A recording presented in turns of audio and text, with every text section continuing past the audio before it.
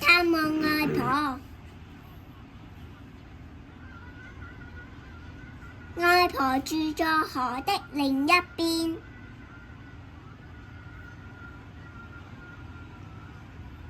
小紅帽去坐巴士，碰到大灰狼。大灰狼問小姑娘：你可以教我怎樣坐巴士嗎？小紅帽點點頭說：大灰狼，你跟着我在巴士站排隊吧。一會兒，巴士來了，小紅帽領着大灰狼上車和付車費。上車後，小紅帽請大灰狼坐好，不要動來動去啊！坐好啦，你真乖。一樣嘅。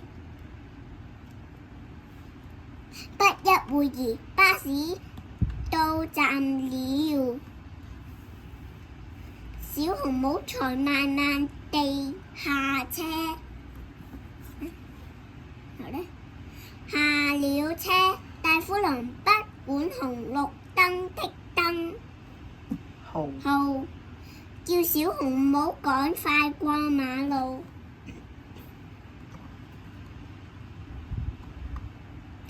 大灰狼不遵守交通規則，被警察查問。綠燈亮了，小紅帽小心地走過馬路。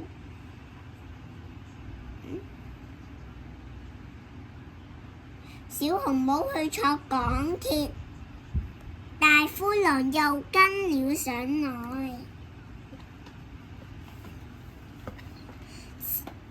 大灰狼請小紅帽吃蘋果，小紅帽不吃。大灰狼焦急地說：吃吧，吃吧。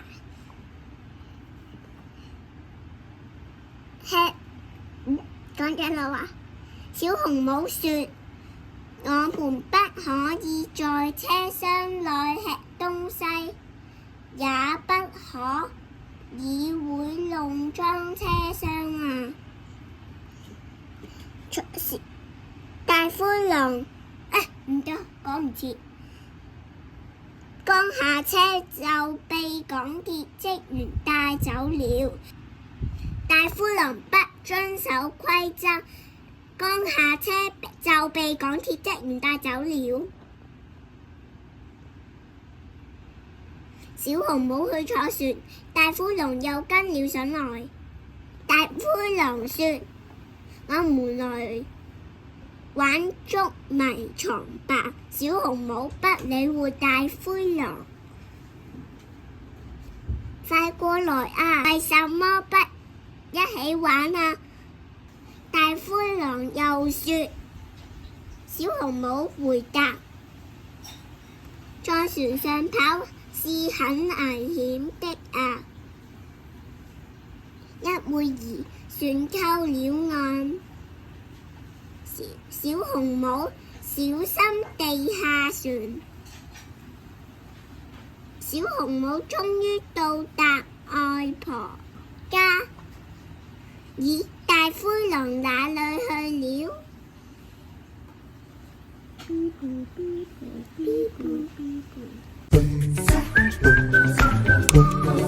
嗶